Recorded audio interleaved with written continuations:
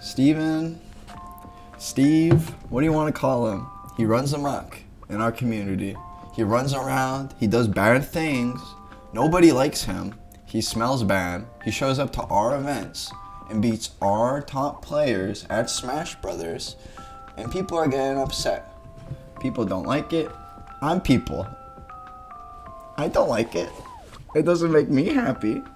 I don't think I've ever had a sadder Smash Bros. Tournament experience than watching DeBuzz or Tweak lose their respected sets at the grand finals of SmashCon or Summit 6. Especially Summit 6. This character sucks joy out of my life. But let's talk about it. This is the video. Should Steve be banned? I have some opinions. I have some thoughts. Let's go. Alright, so a lot of people throw around whether Steve should be banned or not. A lot of tournaments been going back and forth on whether they're allowing Steve to even be played at all. Some tournaments, like Let's Make Big Moves this year, are like absolutely fucking done with Steve. They're not doing it anymore. They had a tournament like poll or whatever where they were like, yo, attendees, do you want Steve here? And majority of people said no, which makes sense. We'll get into that later. But look, Steve is going out the window. People are fucking tired of Steve, and it's like it's building up to a point where it's like you see things on Twitter every once in a while where it's just like Steves are being, you know, treated worse and worse, less and less respected. Just like off the top of my head, I can think about like, you know, when Alcola won, you know, SmashCon, and like that one dude flipped him off. I know it's one dude, but I think that dude stands for a lot of the community in that action, not gonna lie. Or fucking when I don't know, some like young Steve player played Bonk recently, and people were like BMing him in the crowd and like calling out his actions, just like shit like that. Like people have less and less respect for Steve as like the meta progresses, and we see how honestly gross and broken this character is. Let's get to all the points I wanted to make about Steve before I get to my final point that I wanted to make. I think something that everyone in the Smash community can absolutely agree on is that Steve takes significantly less skill than the rest of the cast. There are certain just aspects of gameplay that Steve doesn't really have to worry about. Just example, like let's say neutral. Neutral's a very big thing. You know, weaving in and out of attacks, baiting people. You know, that's the whole game we play in neutral, you know, all the time. The way Steve works is that he sets up his 3 blocks, he sits in the corner, he starts mining. And instead of playing an interactive neutral game where you have to like try to read your opponent and go back and forth per se, the Steve players, like, you know what they're gonna do. It's not about reading them anymore. It's about like solving this like impossible riddle where it's like, if I jump over the blocks, are they gonna up smash or up tilt me? Or can I break the blocks in time to attack them before they just minecart me?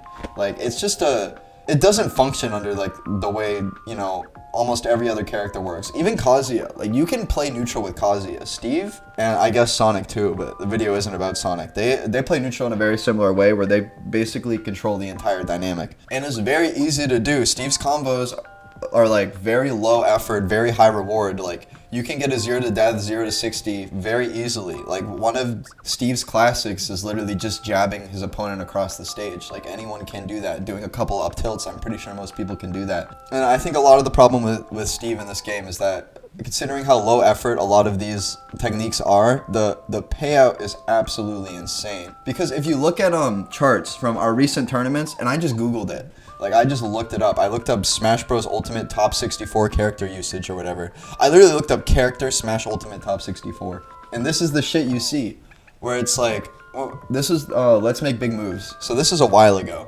But as you can see, like out of the entire top 64, there was 6 Steve representatives comparable to like 1 of most characters. And this is like the hard part, where it's like FGC players will come and look at our community and not really know shit and then try to have an opinion. And that shit like bothers me so much.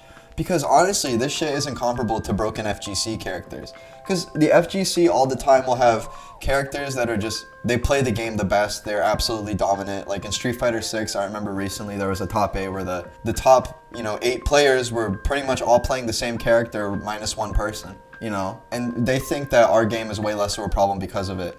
But at the end of the day, those characters are probably playing under the same rules as every other character. And the problem in the Smash community is that Steve is like a entirely new beast that we don't even know if this is fair. Like we don't even know if this technically even functions under the rules of Smash. You go to more recent tournaments too and it becomes more of a problem. This was for SmashCon this year.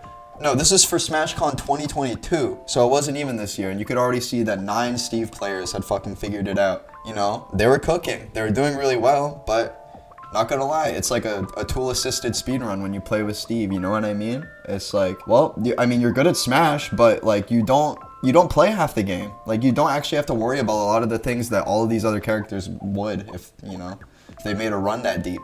So it's not like Steve is like overrunning our community completely, but it's like important to acknowledge that Steve makes up a disproportional amount of like the players that are good. You know what I mean?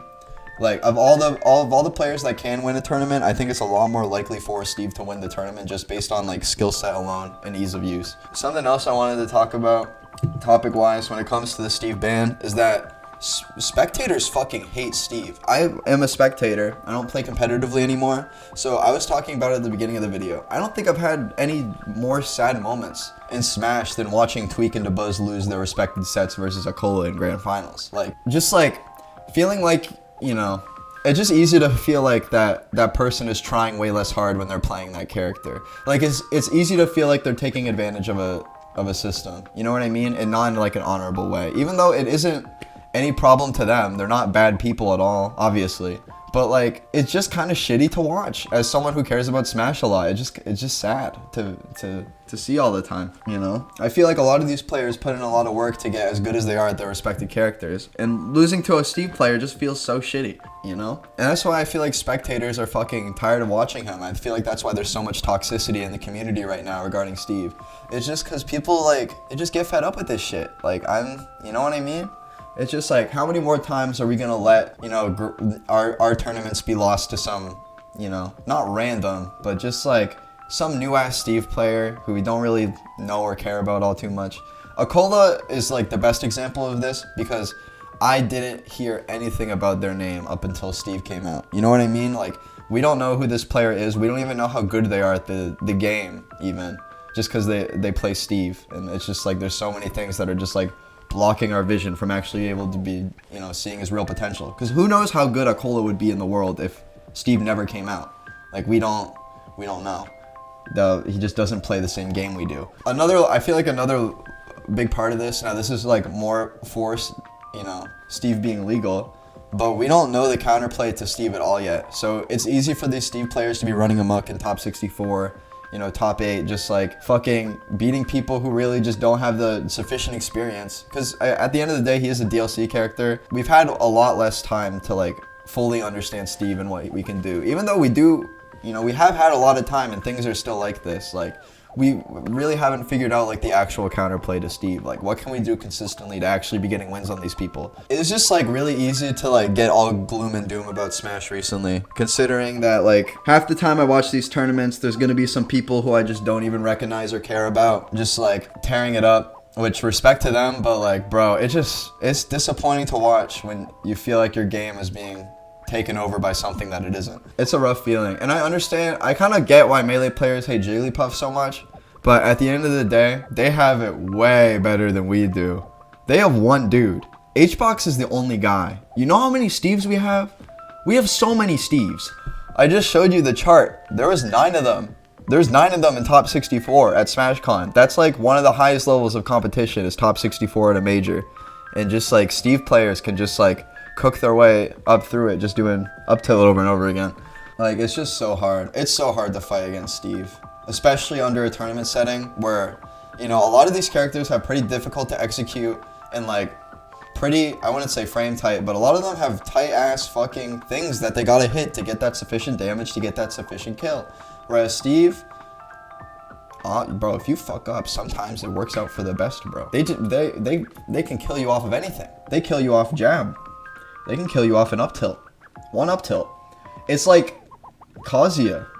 It's like the best neutral character of all time, and then the best character and advantage of all time, just like meshed together. You know what I mean? At least for Ultimate, because I didn't play any of the other games like as competitively seriously. I played Smash 4 competitively, but I didn't like. I never played I was too young to get deep enough into the bracket where I'd play a Bayo that actually was like pissing me off, you know what I mean? So just like seeing this shit for like one of the first times and actually living through like a broken ass character in Smash Bros is just like kind of shitty. Something I always think about too is that we as a community stand so far away from Sakurai. Like, we don't give a fuck about like what kind of game he was trying to make. Like, this is we've made Smash into our own game essentially. I feel like a lot of the community acts like it's almost expected of us to just keep every character legal, when it's like we ban 90% of the stages. It's just like, what's wrong with banning a character? As I feel like one way to put it. The rules are made up by us. We can just fix the rules to like accommodate the new challenges that Sakurai brings on. Because the first challenges were like fucking items and like dumb stages, and we just banned those. So if the next challenge is Steve, we could ban Steve. We've never banned a character before, but this might be the time, because honestly, it's pretty fucking annoying. But at the end of the day, I've laid out all my thoughts about Steve. Where do I stand on this? I think that Steve should be legal for competitors' sake. Because I feel like if any competitor actually did, if you compete seriously, I think you want Steve in the game. I feel like it would feel fake as fuck to know that there's one aspect of the game lying dormant at all times just because we as the community decided it was too easy to win with. Like, I feel like every competitor who really is into competing would want Steve to still be around. And I know it sucks, and I'm pretty sure everybody hates it who doesn't play Steve. But it's just like, it's just true. It's way more interesting for our competitors to overcome these like tall as fuck hurdles than it is to just like give up and ban the character. It would feel like giving up in a way. I don't know. It would feel like just like admitting that we can't do it. But the flip side of that though is that honestly, if like I was never a competitor and I didn't give a fuck, I think I would want Steve to be banned. I'm not gonna lie. Because if I can't relate to the way the competitors work, I think just like logging on to like whatever Smash tournament at the end of the week and just seeing like this like bullshit character that nobody respects and just like absolutely tear through everyone's fan favorite players, it's not good for our game's health. I've seen the numbers for every single stream over the course of like the last year or so. The numbers have been declining, like undisputably. I remember when we used to pull like numbers in the 10Ks for like viewership on Smash tournaments, and I'll turn into a major like nowadays. I remember Terra had 5K viewers. What the fuck? It's a Smash major and it only has 5,000 people watching it. That's nothing. You know what I mean? Comparable to what we used to have, like, we are struggling when it comes to actually keeping people engaged with their game. And even though like I love Smash so much, I didn't watch any of Riptide this year just because I've been kind of tired of Smash. Like, the way things have been going recently, I've just been like kind of getting more and more disinterested, because it's hard to stay motivated when it's like, yeah, Tweak and DeBuzz could have won those tournaments if Steve never came out, but they didn't, and it was way less interesting to watch because of it. It's just sad. Just the point I was trying to make though is that I think as any competitor, I think Steve should be around for the long term, but the way it's affecting our game and community is horrible. People just are getting meaner to each other. Fucking tournament viewership's going down. Like, everything's getting way worse. And I don't think any of these Steve players necessarily deserve disrespect. I also kind of feel like they don't deserve as much praise as a lot of the other players get too. You know what I mean? On the flip. Like, I don't respect Steve players half as much as I respect any other character. Like, even Kazuya players, like, I think that's way more honorable than playing Steve. I honestly think if you play Steve, that's kind of some dork shit. I'll be real. I don't think Steve ever will be banned. I think people are just going to continue being toxic to Steve players. Probably me included. Sorry, but it is what it is. I can imagine me being kind of toxic in the way I'm talking about this in some ways. But honestly, this is how I feel, like, straight up. I don't think that character is cool or honorable, like, at all. It's sad to watch the community kind of unravel a little bit since the drop of Steve. It's really taken a toll on the community, I feel like, in ways people aren't acknowledging. Especially the stream numbers. We should have high stream numbers. Our game is so cool and so popular. Why is our stream numbers so ass? Like, actually, the stream numbers are literally horrible. Anyways, one last thing I wanted to talk about. I know some people were talking about if the only reason Steve is legal is for competitive integrity, which I think should be the case. That's the only reason why I see Steve being legalized. And that's a strong enough reason to keep Steve legal. But if that's the only reason if that's the only reason we're keeping Steve around, like, should tournaments that have Steve banned, should they be weighted the same for the point system for the ELO as tournaments that don't have Steve banned? Honestly, I think they should. I think they should count for the same. Because honestly, I feel like that's just discrediting people who win Steve Band events. Like, if you win a Steve Band event, I don't think you had any choice on whether Steve was legal or not. And I don't think you should get those points removed from you, especially if like a tournament has a similar amount of entrants. I think if Steve is legal, it's harder to succeed at a tournament. I don't think you should be discredited for like the decision of a TO. You know what I mean? Like, I feel like that's kind of lame. I've just been thinking about that a lot recently, and I wanted to make a video about it. I don't know if I'm going to be able to make a Riptide video, because I don't know if I'm going to watch it, but we'll see. I think Let's Make Big Moves, though, that actually does have Steve banned. That's going to be one of the most exciting tournaments of the year, and I hope most people go to that. Because I'm excited to watch some Smash that doesn't have Steve in it at all, and there's no chance of it ever happening, and I'm kind of excited. So, it is what it is. Thank you for watching. Subscribe, subscribe, subscribe, subscribe, subscribe. Hit that sub. Hit that sub. You do not have to hit the notification bell. I do not care. Hit the subscribe button, please. All right, goodbye.